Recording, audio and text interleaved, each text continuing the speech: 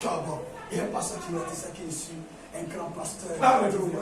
Je suis le grand pasteur du Côte d'Ivoire. Donc, il a écouté ses langages, ses exposés, il a compris que cela, la sagesse, la vieillesse n'est pas le synonyme de la sagesse. Et le Seigneur nous bénisse. Voilà pourquoi quand Dieu vous appelle au ministère, quand Dieu lui-même vous appelle au ministère, lui-même vous donne un don de sagesse, il vous donne un don de discernement, lui-même vous forme. Il vous forme maintenant sur le terrain. Que le Seigneur nous bénisse. Ne méprisez pas ma jeunesse. En effet, je suis plus jeune que vous.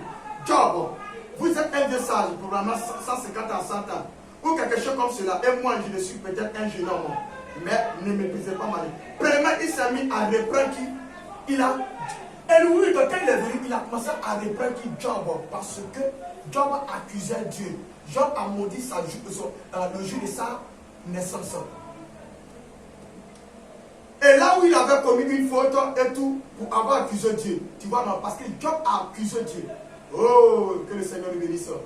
Puis quand il s'est mis à lui parler, non pas en le considérant comme un pécheur. Job ne l'a pas considéré comme étant pécheur. Il n'a pas considéré Job, et lui n'a pas considéré Job étant quoi? Pécheur. Mais les trois autres ont considéré Job étant quoi? Pécheur. Mais quand Elohim, qui est le type de Christ, lui vient, il considère Job, il ne considère pas en tant que pécheur. Mais quand Christ lui vient, il ne considère pas en tant que pécheur. Aujourd'hui, Christ ne nous considère pas en tant que pécheur parce qu'il y a le sang de Christ sur nous, parce que Job aussi, il faisait les sacrifices avec le sang de quoi? Des animaux. Mais alors, Elohim n'a pas considéré en tant que pécheur. Ce n'est pas nous aussi qui avons été rédemptés par le sang de Dieu lui-même. Et puis on sera considéré comme des pécheurs. Ce n'est pas le mal. Que le Seigneur lui bénisse. Il me fait comprendre. Hein? Très bien. Pour un arbre, regardez ce qui va se passer. Et lui va donner une parabole, un proverbe. Très bien. Pour un arbre, il y a de l'espérance. S'il meurt ou pas, ou pour une fleur. Si elle meurt, eh bien, ses petits pétales tombent. Une fleur là, quand elle tombe là, elle tombe par terre là, elle va mourir, non? Quand elle meurt, est-ce qu'elle ne va pas se ressusciter? Elle ressuscite, non? Est-ce que ce n'est pas le type de la résurrection? Mourir. Donc, c'était Elohim qui était en train de parler de cette parabole à qui? À Job. Regarde, il était en train de montrer un peu pour dire que peu importe les vers qui sont en train de détruire ton corps, il y a ce qu'on appelle la résurrection qui est en cours. Donc, il donnait un message de réconfortation à Job, un message de restauration pour dire qu'à Job, la situation dans laquelle tu es là, peu importe, voici le message de restauration qui peut faire un effort. Et le message de restauration qui a été apporté par Elohim a amené Job à rentrer dans le canal de Dieu. Parce que Job était déconnecté du canal de Dieu. Donc quand Elohim est venu avec lui son message de restauration, cela a amené le prophète, dit que cela a amené le prophète à être dans le canal de Dieu. Parce que Job était dans le canal de Dieu, mais à cause des péripéties, il est sorti du canal de Dieu. Donc il fallait un Elohim pour le reconnecter dans le canal naturel de Dieu. Que le Seigneur nous bénisse. J'espère que je me fais comprendre.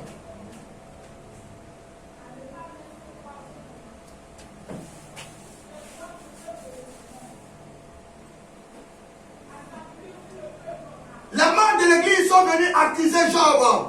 Ainsi donc, voici venir les membres de son église. Ils sont restés 7 jours de temps tournés contre lui. Quelle consolation les jours des miracles sont passés. Voici les membres de l'église. Quand ils viennent dans l'église, ils ne croient plus aux signes. Ils ne croient plus aux miracles. Parce que quand ils sont venus vers Job, ils ont dit à Job, certainement, les jours des miracles sont passés. Les miracles sont passés. Les signes sont passés. La sanctification est passée. Voilà les messages. Ils ne croyaient pas toutes ces choses. Ce sont les membres de l'église. Ils se contentent uniquement à venir à l'église. Ils paient les dîmes, ils paient les offrandes et puis ils sortent. Ils sont pressés et retournent à la maison, les membres de l'église. Allez regarder dans la marmite. Voici la mission. Frère, nous avons quelque chose qui est au-delà de ces choses. Elle nous dit va périr, elle est périssable. Les frères, que le Seigneur vous bénisse. Que je demande à chacun de ramener son esprit ici. Mais Job savait le contraire. Job savait le contraire, il tenait bon. On dit Job savait le contraire, il tenait bon. Malgré les difficultés, malgré qu'il a perdu toutes choses, Job est resté avec la parole. Job est resté avec la parole. Combien peut rester avec la parole aujourd'hui? À peine que la fin nous apporte, à peine que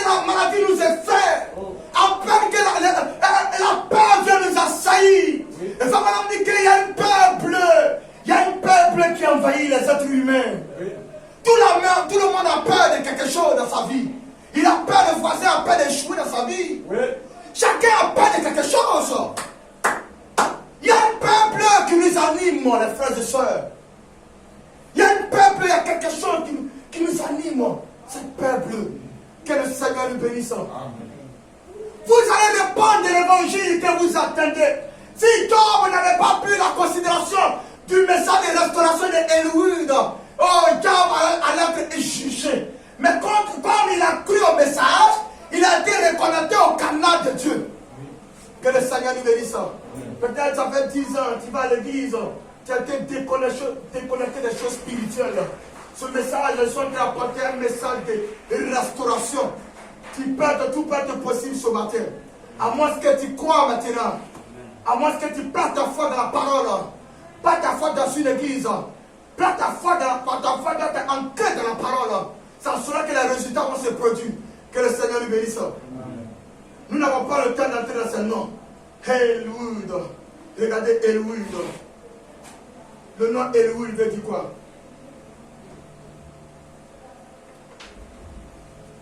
Dans Elohim. Elohim. C'est ça, non? Oui. Elohim, il y a quoi? Elohim. Il y a elle, non? Elle en hébreu, ça veut dire quoi? En hébreu, ça veut dire.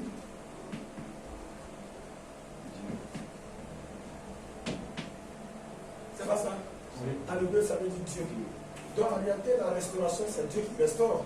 Yes. C'est Dieu qui restaure. Mais Dieu peut restaurer ta vie. Il prend la forme d'un homme pour lui restaurer ta vie. Avec Job, on a vu que Dieu a pris la forme d'un homme et lui donne. Et puis il vient restaurer la vie de Job. Que le Seigneur nous bénisse. Dieu peut envoyer quelqu'un auprès de vous. Dieu peut envoyer quelqu'un auprès de vous. Certainement, vous avez perdu le fil de la prière, le fil de la méditation. Et la personne vient, il pose avec vous maintenant, et puis vous êtes reconnecté maintenant à Dieu. Reconnecter la vie de prière, reconnecter la vie de méditation. C'est comme ça que Dieu travaille, mes frères et sœurs. Donc, Elohim, il y a le mot El qui était dans le nom de Elohim. Le mot El qui veut dire en hébreu Dieu. Vous voyez, non? Donc, Elohim, c'est Dieu qui apporte la restauration. Or, comme nous sommes dans les derniers âges, quand le bloc de Dieu l'a dit, nous sommes dans un âge où la restauration doit être parfaite. Aujourd'hui, regardez les églises aujourd'hui, la seule chose que les gens prêchent, la richesse. Le Seigneur me dit qu'il y a une dame ici, elle va voyager. Yes. Regarde, je sens l'onction de voyage sur ta vie. Frère, ce n'est pas un message de restauration. Là, la sœur m'a dit, elle ne pas Jésus-Christ. Je n'ai pas dit qu'il monte dans les deux avions, mon frère. Il monte dans les deux avions, mon frère. La voisine qui est à côté, elle ne connaît pas Jésus-Christ. C'est une femme musulmane. Elle va en France comme Dubaï. Elle va faire ses affaires avec plaisir. Donc nous sommes fatigués des messages, les messages de la richesse. Oui. Nous sommes fatigués à ces choses, frère. Nous avons besoin d'un message de restauration. L'église a besoin d'un message de restauration. Où mettre la femme doit être à sa place. Oui. Et le message de la restauration, quand elle vient, elle met de l'ordre dans l'église. Yes. Le message de la restauration met de l'ordre dans une église. Oui. Après une église où on laisse une femme prêcher à la chair, 1 Timothée 2, verset 9 à 12, ce n'est pas une église qui a été restaurée. Oui. La Bible dit, je ne permets pas la femme d'enseigner ni de pas autorité sur l'homme. Oui. 1 Timothée 2, verset 9 à 12. Voilà le message de restauration. Parce que quand Élie vient, il vient apporter un message de restauration. Oui. 1 Timothée 1 Corinthiens 14, verset 33 à 4. La Bible dit que les femmes s'étaient dans les assemblées des saints. Quand il est pas permis d'y parler. Apocalypse 2, verset 20. Oui. Il dit, ce que j'ai contre toi, c'est que tu laisses la femme Jézabel séduire mes serviteurs. Vous voyez, non? Voilà le message de restauration. Donc l'église doit te restaurer. L'église c'est toi, l'église c'est moi. Chacun doit te restaurer dans sa vie. Son âme doit se restaurer. Le caractère doit te restaurer. Dans tous les compartiments de votre vie. Votre démarche. Si vous avez reçu le message de restauration, votre caractère doit être restauré aussi. Votre manière de penser doit être restaurée aussi. Oui. Tout doit être restauré dans votre vie, mes frères et sœurs. Et que la Bible déclare que la femme ne doit pas porter pantalon, oui. Cela doit être, on doit dire amen à ça. Deutéronome 22, verset 5. Oui. C'est une abomination habite d'homme. Et c'est une abomination pour un homme d'apporter habite la femme. Aujourd'hui, on voit le contraire. Est-ce que l'église est restaurée? Allez-y dire aux membres de l'église, aux membres des églises, nous avons besoin d'un Eliud encore dans les églises. On a besoin en fait d'un Eliud encore pour restaurer maintenant. Pour tout restaurer maintenant. Afin que la véritable parole soit prêchée dans son entièreté. La puissance soit prêchée. La résurrection soit prêchée. Les malades soient guéris. On a besoin d'un Eliud. Alors qu'un Eliud a causé avec Job. Job a vu la résurrection. La Bible dit que Job a commencé à se sentir heureux. L'évêque a commencé à témoigner la vie de Job. La maladie a disparu. Parce que Job a écouté le message de restauration. Alors si vous voulez être délivré, acceptez le message de restauration. S'il y a un démon dans votre vie, vous devez accepter le message de restauration. Parce que c'est ça qui peut vous affranchir. Le message de Eliud. Est-ce qu'il y a des jobs ici? Est-ce qu'il y a des jobs ici? Et s'il y a des jobs ici, vous devez dire Amen au message de restauration. Au message de restauration. Alors si tu es un ivrogne, quand tu écoutes le message de restauration, tu n'es plus un ivrogne maintenant. Alors si tu es un fumeur de cigarette, quand tu écoutes le message de Eliud, tu ne peux plus aller fumer la cigarette. Parce que quelque chose est rentré dans ton âme. Quelque chose est rentré dans ton âme. Monsieur et madame, nous avons besoin du message de restauration.